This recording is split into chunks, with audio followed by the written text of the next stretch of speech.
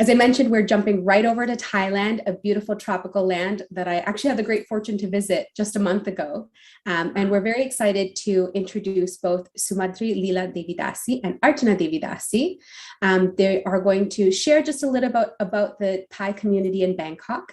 They're two very vibrant members of that community, and we'd love to hear from them just so we can understand how such a small island is making a huge impact across the world. Welcome.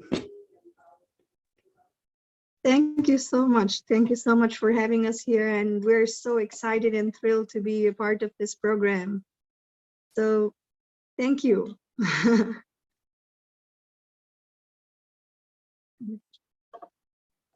Now, as we've met, I think Rukmini mentioned there that Thailand is, we had also mentioned before that I think Thailand is having, although it's a Buddhist-based country, most of the major religion of this country is Buddhism, but there is so much of Vedic roots to it. And I personally, I'm traveling from Nepal, and I've been staying here for around 18 years, and it was so wonderful to encounter, the places, the roads here, they're all named after Lord Ram, Lord Vishnu. You have places such as Vishnu Lok, and they have also roads as Rama 1, Rama 2, Rama 3, and then you have this Krishna mansion, although they pronounce it in different way, they call it Krishna or Lama, but then we were actually, when I came here and then I saw all this, I was really, really thrilled. I myself joined Krishna consciousness when I came here as a student to join engineering in the faculty of engineering in a university here. So I myself was, although I was studying right next to the ISKCON temple in Nepal, but this was the first time I joined any program here. So it's such a wonderful place, lots of, plenty of opportunities, and people are so humble. They really have lots of respect. And then we also have, nowadays we are having different programs for the youth, and our center here, especially ISKCON Ramkhamhaeng, Bangkok here, we focus on the local preaching.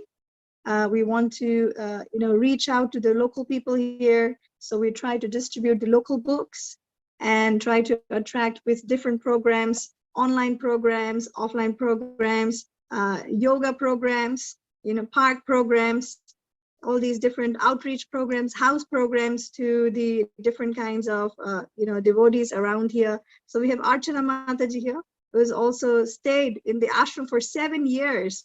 So she's an ashram devotee. And then she's also a local person here. She's a Thai citizen, and she's helping with the translation of the books, Haribol.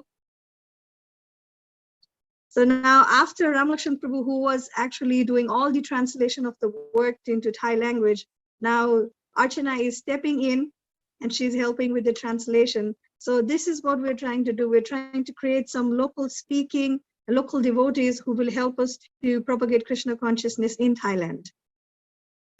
Well done. Thank you. I'm confused about my duty and have lost all composure because of miserly weakness. In this condition, I'm asking you to tell me for certain what is best for me. Now I'm your disciple and a soul surrendered unto you. Please instruct me. The Supreme Personality of Godhead said, while speaking learned words, you are mourning for what is not worthy of grief. Those who are wise lament neither for the living nor for the dead.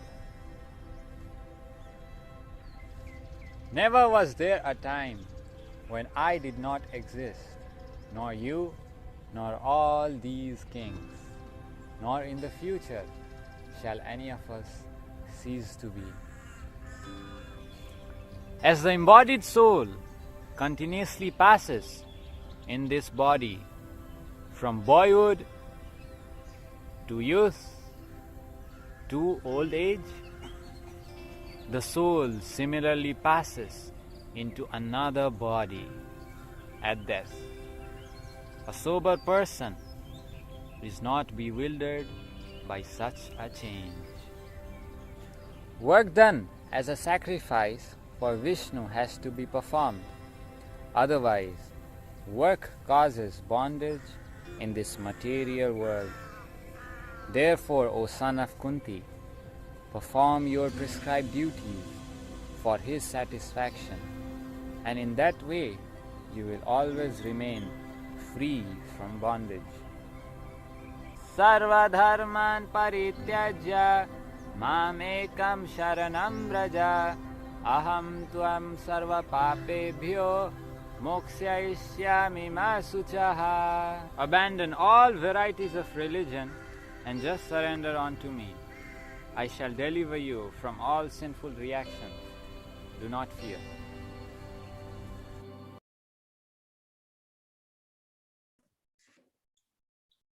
So that was a group of devotees from a student center in Bangkok. I'm wondering, Archana, do you know some of those devotees that you could see in that video? Yes, Hi. Hare Krishna. I'm Archana. Such an honor for me to be part of this. So that was the small performance from the student center devotee, narrated by Nimai Sachi Sutta Prabhu, and we try to present, the important sloka from Bhagavad Gita. So Thank yeah, you. hope you all enjoy. It was nice to see you see the whole tropical Thailand in the background. Why wouldn't anyone notice that? Yes, that part is like, it's called Lumpini Park. We have kirtan there for more than 30 years, Wow. and the environment there is very good. Every Sunday we have program there, and Harinam and book distribution. Started by His Grace Ramshwan Prabhuji, who is the one to translate all the books in Thai language. Amazing. So do you already have your Bhagavad Gita translated in Thai, or are you working? Yes. You already have Yes, it. we have translated already. Now we are working on Srimad Bhagavatam translation. Oh, amazing. Which canto are you working on now? Chapter Now, 1. Canto 1 is done. It's Oh, wow. ready, almost ready to print. Only 10% is remaining. And yeah, typing is going on in Canto 3 already. Wow. Thank you so much for that service. It's so inspiring to hear about your service there in Thailand. Yes.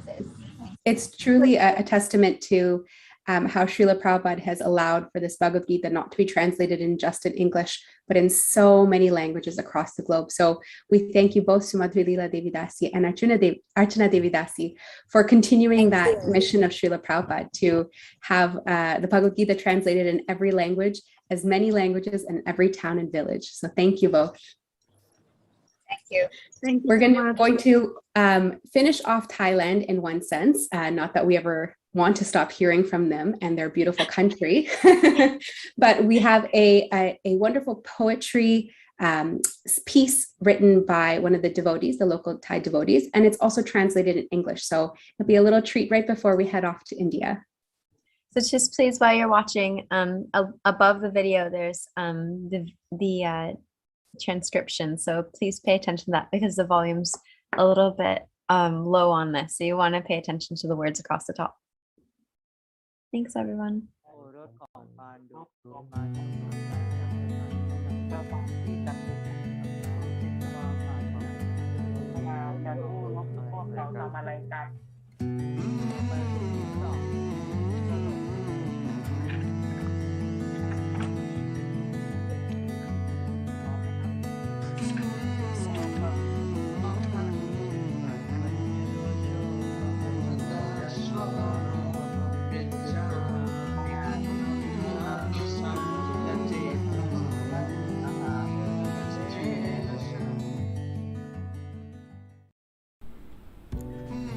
The Gita reads, "The non-permanent appearance of happiness and the appearance of conditions of distress are like winter and summer seasons as they circle. they arise from sense perception, it declares, "Wow," I think aloud. "That's exactly what I needed." Hence, I continue reading, stirred and excited. The line continues, "One must learn to tolerate them, ocean of Bharat, without being disturbed or agitated." I think and contemplate for some time what I just read. Does this make sense? Is it even relevant? Suffering and happiness come and go, like winter and summer that we all know?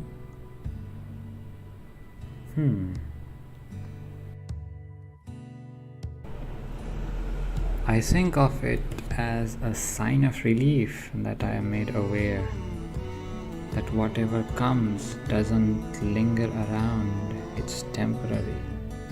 Every interaction I have may not be pleasurable.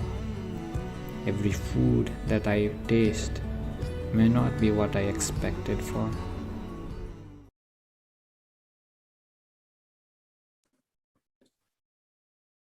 Quite sobering.